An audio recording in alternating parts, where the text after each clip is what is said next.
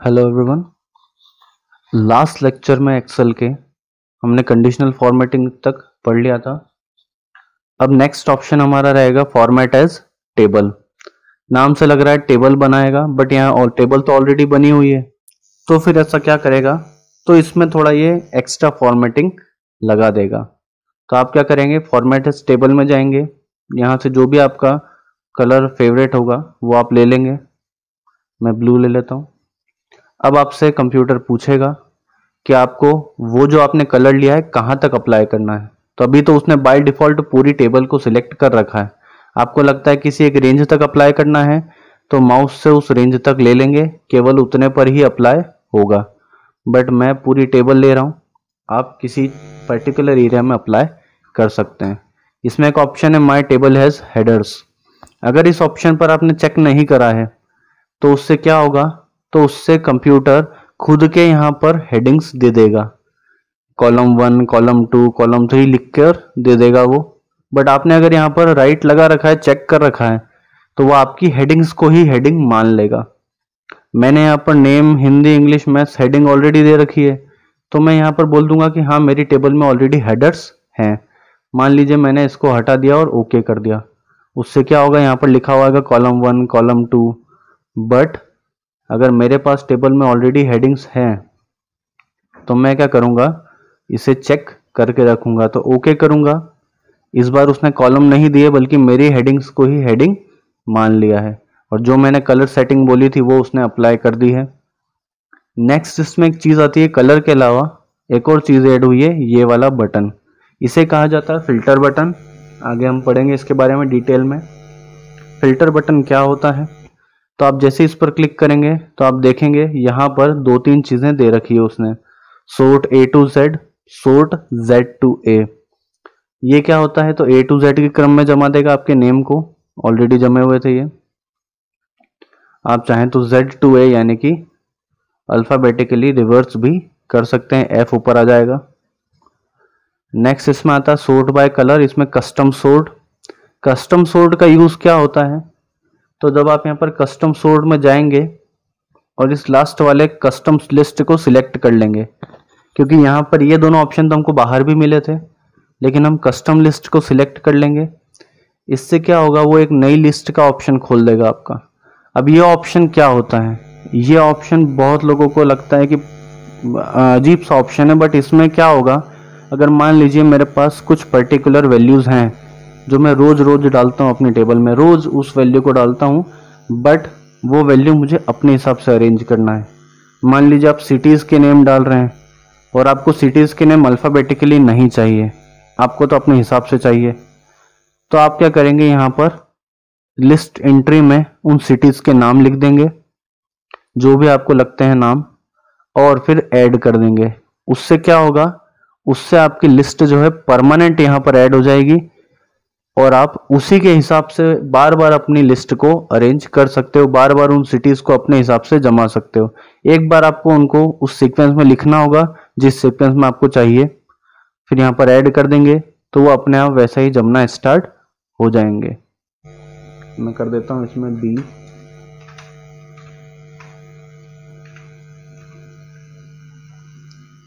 E, A, F, 5-6 values add. ये list मेरी यहाँ पर ऐड हो चुकी है। अब मैं करूंगा ओके, वो सिलेक्टेड भी है। अब मैं फिर से कर दूंगा okay. Sort by name, name को ही हम कर रहे हैं अरेंज ऐसे, ओके। जैसे मैंने ओके करा वही वाली लिस्ट मेरी अप्लाई हो गई जो मैंने वहां पर सीक्वेंस दे रखा था। तो ये सीक्वेंस में कस्टम सीक्वेंस इसीलिए बोलते हैं इसको, क्योंकि हम खुद से किसी सीक्वेंस को दे रहे हैं। मैंने बोला था कस्टम जब भी नाम आएगा मतलब आप समझ जाएंगे कि हम खुद से कुछ करना चाह रहे हैं यहाँ पर। तो ये सीक्वेंस मेरे हिसाब से अरेंज हो चुका है। नंबर बार बार बदलेंगे, नंबर को माइंड मत करना, क्योंकि वो थोड़ा मैंने फॉर्मूला से लेकर आया हूँ, इसलिए नंबर बार बार चेंज होंगे जब जब कुछ नई वैल्यू एंटर की जाएगी। तो यहाँ पर मैंने जैसे सीक्वेंस चेंज करा है ये मेरे हिसाब से जम चुका है। ये होता है यहाँ पर कस्टम सोर्ट। अभी मैं A to Z ही कर देता हूँ फिर से, ठीक है।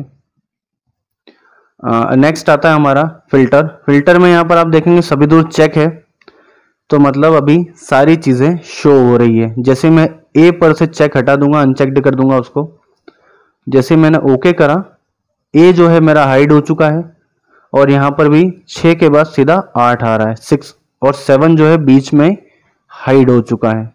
ऐसे आप किसी एक पर्टिकुलर वैल्यू को हाइड कर सकते हैं। ई को हाइड कर देंगे तो ई हाइड हो जाएगा आपका। अभी मैं सभी को शो रख रहा हूं। नेक्स्ट आता है सेल स्टाइल, इसको मैं नॉर्मल कर देता हूं। सेल स्टाइल, सेल स्टाइल क्या होता है, तो आपने कंडीशनल फॉर्मेटिंग में किसी कंडीशन के द्वारा इन सेल्स का कलर चेंज करा था पास या फेल के हिसाब से। सेल स्टाइल क्या करता है, आपको नहीं, आपको तो खुद से ही कलर चेंज कर देना है, कोई कंडीशन नहीं लगाना है और अपने हिसाब से बनी बनाई स्टाइल्स दे देना। जैसे वर्ड में स्टाइल्स काम करती है, वो टाइटल को क्रिएट कर देती है स्वयं से ही, ऐसे यहाँ पर भी सेल की बहुत सारी स्टाइल्स होती हैं। जैसे मान लीजिए हेडिंग है, तो इनको सिलेक्ट करा और यहाँ पर मुझे हेडिंग 1 मिलेगा, हेडिंग 2 मिलेगा, हेडिंग 3 मिलेगा, जो आपको लेना, मैं हेडिंग 3 ले रहा हूँ, साइज में अच्छा है। ऐसे ही आपको कंटेंट का कलर चेंज करना है तो यहाँ से आप कंटेंट ले सकते हैं कलर में। टोटल का यहाँ पर एक फॉर्मेटिंग दे रखी है, टोटल ले सकते हैं, आपको लगे तो आप कुछ और ले लेना। ये टोटली हमारे ऊपर डिपेंड करता है कि हम क्या कलर यहाँ पर लेना चाह रहे हैं। नेक्स्ट आता है आपका इंसर्ट और डिलीट। इंसर्ट और डिलीट क्या होता है, पहले इसको छोटा कर लेंगे ताकि आपको दिखेगा सही तरीके से वो। इंसर्ट और डिलीट क्या होता है, तो इंसर्ट मतलब आप कुछ नई चीज ऐड करते हो, डिलीट मतलब पुरानी कोई सी चीज इरेज कर देते हैं। तो इंसर्ट डिलीट यहाँ पर क्या यूज में आएंगे, तो जैसे मान लीजिए आपने यहाँ पर एक टेबल बना ली है, अब सडनली आपको याद आया कि नहीं मैंने बीच में कोई सा एक नाम छोड़ दिया है। जैसे मैं यहाँ से सी को पहले पर्पसली इरेज कर देता हूँ।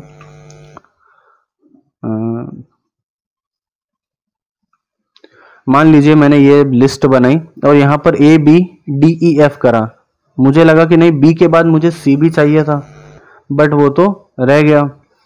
तो क्या करेंगे, तो यहां पर फिर आता है इंसर्ट। आपको जिस सेल के नीचे से या फिर जिस सेल को मूव करना है ना, सॉरी, जिस सेल को मूव करना है उसको सिलेक्ट करके रखेंगे। मुझे बी और डी के बीच में सी को ऐड करना है, तो मैं डी को सिलेक्ट करूंगा और यहाँ इंसर्ट के एरो पर क्लिक कर दूंगा।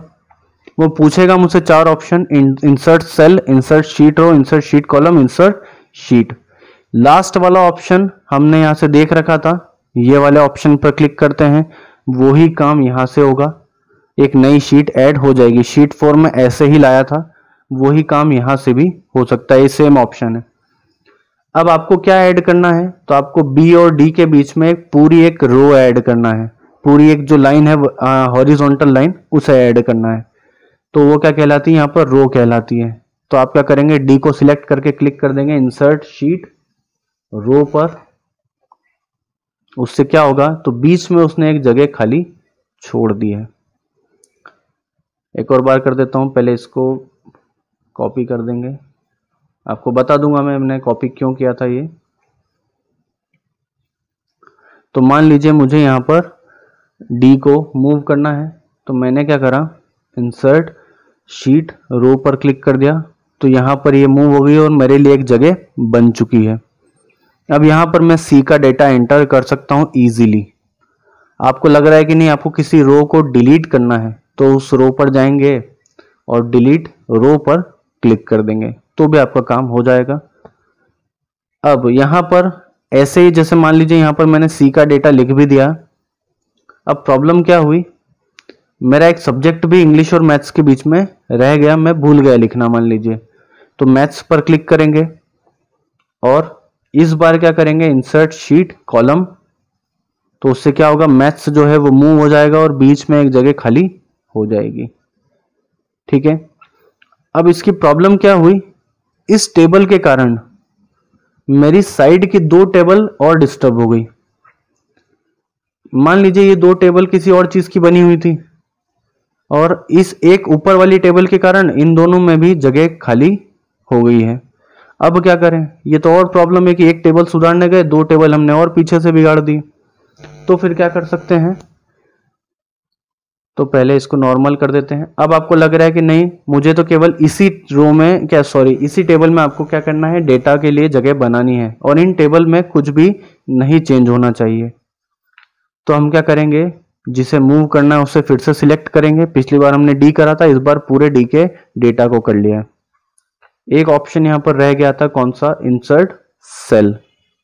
यहां पर जाएंगे इंसर्ट सेल में, जितना हम सिलेक्ट करेंगे इंसर्ट सेल से उतना ही मूव होगा, इसीलिए डेटा को पूरा सिलेक्ट करना यहां से यहां तक, ताकि आपको समझ में अच्छे से आ जाए, वरना फिर वो टेबल फिर से बेकार देगा। इंसर्ट सेल में गए, अब वो पूछेगा आपसे कि ये जो सेल आपने सिलेक्ट करी है इन्हें कहाँ शिफ्ट करूं। तो आप डाउन करेंगे तो नीचे आ जाएगी, राइट करेंगे तो राइट में वो मूव हो जाएगी। बट दिक्कत वही है कि आप राइट में कर नहीं सकते हैं, राइट में यहाँ जगह है ही नहीं। आप जैसे ही इसको यहां पर लेकर आएंगे ये वाला डाटा बाहर हो जाएगा, तो इसीलिए हम क्या करेंगे, डाउन, और करेंगे ओके। ये डाउन में चला गया, यहाँ पर जगह खाली हो गई, ना इस टेबल को कोई प्रॉब्लम हुई ना इस टेबल को प्रॉब्लम हुई है। सेम टू सेम आपको प्रोसेस मैथ्स में भी करना है। यहाँ पर इस बार क्या करेंगे, इंसर्ट सेल, वो पूछेगा कहाँ मूव करना है, डाउन नहीं करना है क्योंकि ये मैथ्स फिर नीचे आ जाएगा, तो फिर ये वाले मैथ्स को डिस्टर्ब कर देगा। तो हम क्या करेंगे इस बार, राइट। फिर से हमारे पास एक ब्लैंक स्पेस उपलब्ध हो चुका है। तो ये होता है insert cell sheet row and insert sheet. ये ऑप्शन हो गए। सेम टू सेम वही बात है कि जो आपने इंसर्ट करा है वही डिलीट करना हो तो यहां से हम कर सकते हैं। जो सिलेक्ट करेंगे डिलीट सेल से केवल वो ही सिलेक्ट होगा। डिलीट रो से ये पूरी, मान लीजिए 9 नंबर की रो सिलेक्ट करना है और इसको डिलीट करना है तो ये पूरी रो डिलीट होगी। मींस ये टेबल तो होगी सही नेक्स्ट वाली, उसके अलावा जितनी भी इस रो में टेबल है एंड तक, जहां तक हमारे कॉलम गए हैं तब तक का सारा डाटा डिलीट हो जाएगा। तो इसीलिए डिलीट शीट रो की जगह डिलीट सेल बोलता हूं मैं। तो इसको सिलेक्ट करके केवल इतने को ही डिलीट करेगा वो। डिलीट शीट कॉलम, ये कॉलम जो है टेबल के एंड तक जो हमने देखा था 10,46,576 सॉरी, वहां तक ये पूरे इस डी वाले कॉलम के डेटा को डिलीट कर देगा। तो इसीलिए इसको भी करना रिस्की रहेगा, जितना सिलेक्ट करेंगे उसको डिलीट सेल से कर देंगे ज्यादा अच्छा रहेगा। डिलीट शीट, पूरी शीट को ही डिलीट कर देगा, तो आपका काम पूरा शीट के साथ जितना भी है पूरी शीट का डेटा डिलीट हो जाएगा। तो आज इस लेक्चर में इतना ही करते हैं। नेक्स्ट लेक्चर से हम देखेंगे फॉर्मेट। इसके ऑप्शन वैसे तो इजी रहेंगे, मेरे बताने से पहले भी आप चाहें तो प्रैक्टिस कर सकते हैं, मैं तो फिर बताऊंगा इसे। तो इस लेक्चर में इतना ही रहेगा। Thank you, good bye.